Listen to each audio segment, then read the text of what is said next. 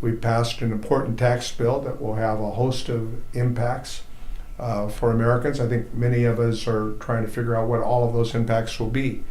There are pluses and there are minuses. I've been talking a lot this month with local area tax attorneys and accountants, and they're busy trying to figure out just what all of the implications are going to be. A lot of amendments were added in the conference committee that never saw the light of day, and we're just now beginning to read the fine print, as we say, to determine what the ramifications will be. On the plus side, clearly Americans received a tax return that they deserve. It's their money after all. Both individuals, businesses, and corporations. And that's the plus side. I would have liked to see better balance for middle class Americans. And I thought it was unfair that we made the tax reductions for corporations permanent, but yet for individuals we made them temporary. Hopefully that will change. But those are among the pluses.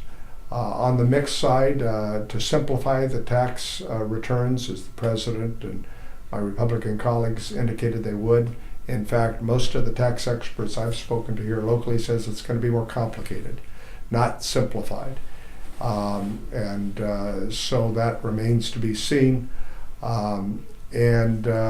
Clearly, the fact that there will be benefits to local businesses and agriculture and the ability to deduct expenses and to purchase new equipment, those are all good things, and hopefully will help the economy and long-term planning.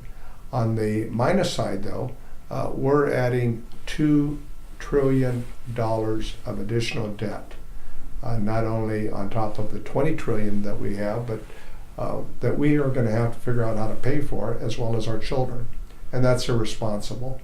It's one of the reasons I had I couldn't support the measure. I think our tax reform needed to simplify, needed to provide reductions, and needed to be deficit neutral. And unfortunately, it's not deficit neutral, and it didn't simplify the complicated, overly complicated tax situation that we have today.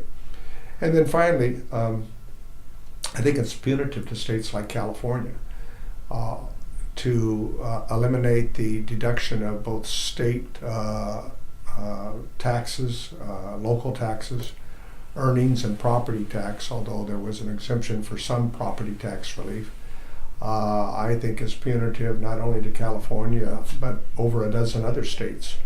And again, tax attorneys and accountants that I'm talking to here locally are still trying to figure out what the ramifications will be, whether you're an individual or whether you're a subchapter S corporation, and how that may impact you. In my congressional district, there were over, in 2015, the last time we had filings for, 133,000 tax returns that filed that deducted on the average $10,000. And you got the $10,000 cap. However, a lot of others, that's an average, a lot of others had much higher deductions than the $10,000.